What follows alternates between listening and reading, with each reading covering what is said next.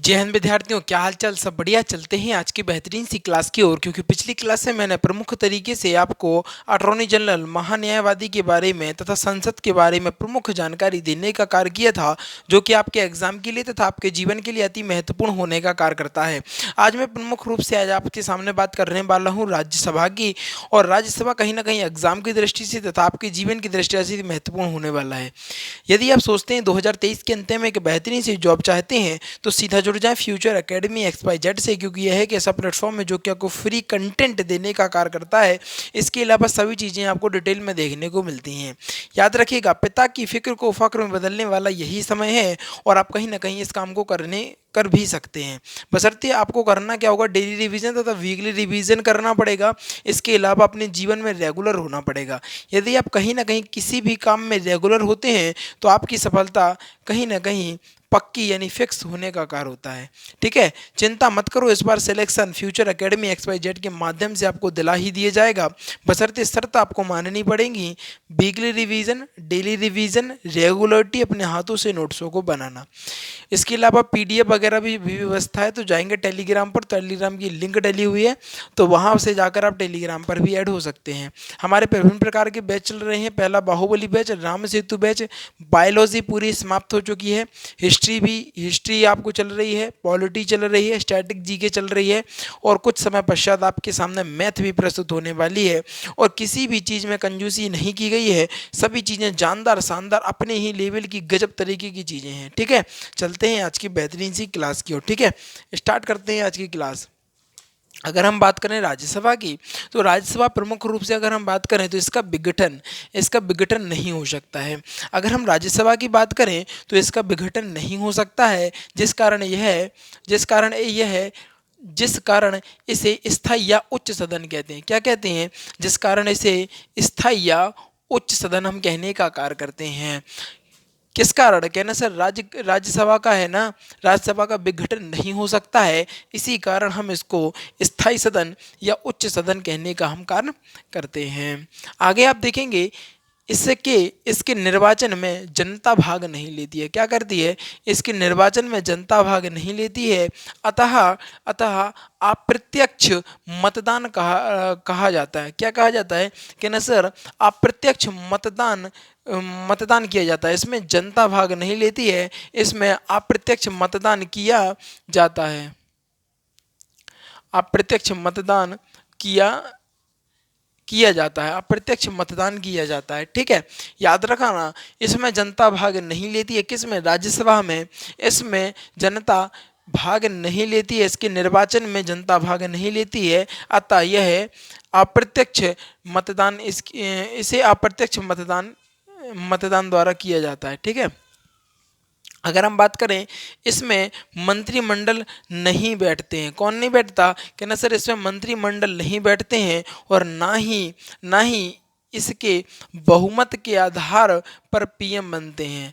ना ही इसमें बहुमत के आधार पर PM बनाते हैं। याद रखना इस बात पर।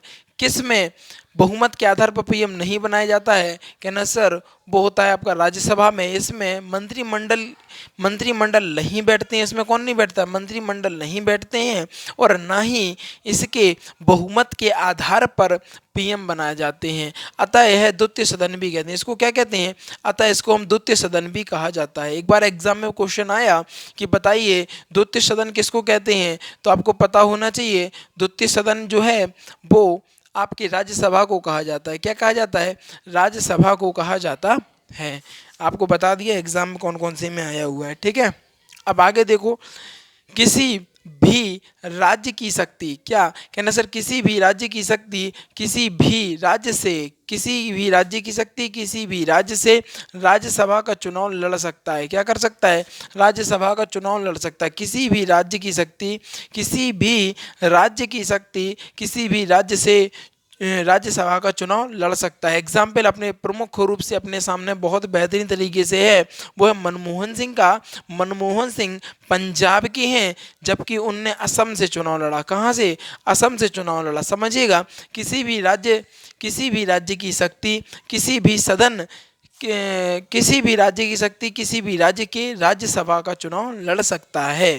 ठीक है, आगे सुनो, राज्यसभा की चर्चा आर्टिकल नंबर 30 में की गई है। आर्टिकल नंबर किसमें, कहना सर आर्टिकल नंबर किसमें की गई है, जल्दी से बताओ, जल्दी से क्लियर करो।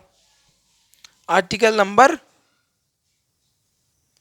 तो विद्यार्थियों याद रखिए, अगर हम बात करें राज्यसभा की संरचना, क्या करें, कहना सर राज्यसभा की संरचना की अगर हम बात करें तो आर्टिकल नंबर 80 में है। किसमें है, कहना सर आर्टिकल नंबर 80 में बताया गया है। और जबकि अगर हम बात करें, जबकि अनुच्छेद नंबर 80 के का में क्या बताया गया है, 80 के का के तहत आपको बता दें राष्ट्रपति इसमें 12 सदस्य मनोनीत करता है। क्या करता है, 12 सदस्य मनोनीत कर देता है। क्या कर देता है, कहना सर 12 सदस्य मनोनीत कर देता है। राज्यसभा की जो संरचना है वो आर्टिकल नंबर 80, आर्टिकल नंबर 80 में है, आर्टिकल नंबर 80 में है। जबकि अनुच्छेद नंबर 80 के का के तहत राष्ट्रपति इसमें 12 सदस्य क्या करते हैं, मनोनीत करते हैं। क्या करते हैं, मनोनीत करते हैं, जो विज्ञान कला साहित्य के क्षेत्र में अच्छे हैं। कौन है, जो जो कि विज्ञान हो, कला के क्षेत्र में क्या हो, अच्छे हो, वहां से क्या करते हैं, 12 सदस्यों को मनोनीत करने का कार्य करते हैं। राज्यसभा की संरचना की अगर बात करें तो आर्टिकल नंबर 80 में चर्चा है, आर्टिकल नंबर 80 में है। जबकि अनुच्छेद नंबर 80 के का के तहत राष्ट्रपति जो है 12 सदस्यों को मनोनीत करता है, जो कि विज्ञान कला साहित्य के क्षेत्र में अच्छे होते हैं, उन्हीं से, वही उसी जगह से ले लिए जाते हैं। अगर हम आगे बात करें राज्यसभा के सदस्यों, राज्यसभा के सदस्यों का कार्यकाल 6 वर्ष का होता है। कितने वर्ष का होता है, कहना सर 6 वर्ष का होता है। किंतु इसके सभी सदस्यों का निर्वाचन एक ही बार होता है। क्या होता है, एक ही बार नहीं होता, एक ही बार में नहीं होता है। अगर बात करें राज्यसभा के सदस्यों का कार्यकाल 6 वर्ष का होता है, किंतु इन सभी सदस्यों का निर्वाचन एक ही बार में नहीं होता है, बल्कि प्रत्येक 2 वर्षों के बाद 1/3 सदस्यों को निर्वाचित कर दिया जाएगा। क्या कर दिया जाएगा, बल्कि बल्कि प्रत्येक 2 वर्षों के बाद 1/3 सदस्यों को क्या कर दिया जाएगा, निर्वाचित कर दिया जाएगा। इस तरीके से मैंने आपको रेशियो चित्र के माध्यम से बताने का भी कार्य किया है, इस पर भी आप अपनी नज़र डाल सकते हैं। अगर हम राज्यसभा की बात करें तो 6 वर्षों में 2 बार चुनाव होता है, और आप देख सकते हैं इस प्रकार मनोनीत निर्वाचित कर दिए जाते हैं। 2010 में चित्र के माध्यम से थोड़ा सा मेरा प्रयास रहा कि आपको बेहतरीन तरीके से समझा दिया जाए, जिससे कि आपके जीवन में कष्ट उत्पन्न ना हो। एक बार और रिवीजन की ओर चलते हैं, क्योंकि आज की क्लास तो बहुत मज़ेदार होने वाली थी ना, है ना। अब देखिए, अगर हम बात करेंगे इस विघटन इसका विघटन नहीं होता, यानी राज्यसभा का विघटन नहीं होता है, जिस कारण इसे स्थायी या उच्च सदन हम कहने का कार्य करते हैं। इसके निर्वाचन में जनता भाग नहीं लेती है, अतः इसे अप्रत्यक्ष मतदान द्वारा किया जाता है।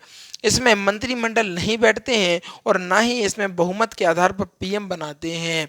अगर हम बात करें, अतः इसे द्वितीय सदन भी कहने का कार्य करते हैं। किसी भी राज्य की शक्ति, किसी भी राज्य से राज्यसभा का चुनाव लड़ सकती है। एग्जाम्पल के रूप में हमारे सामने मनमोहन सिंह हैं। मनमोहन सिंह जो हैं वो पंजाब के हैं, जबकि उन्होंने असम से क्या किया था, असम से चुनाव लड़े थे।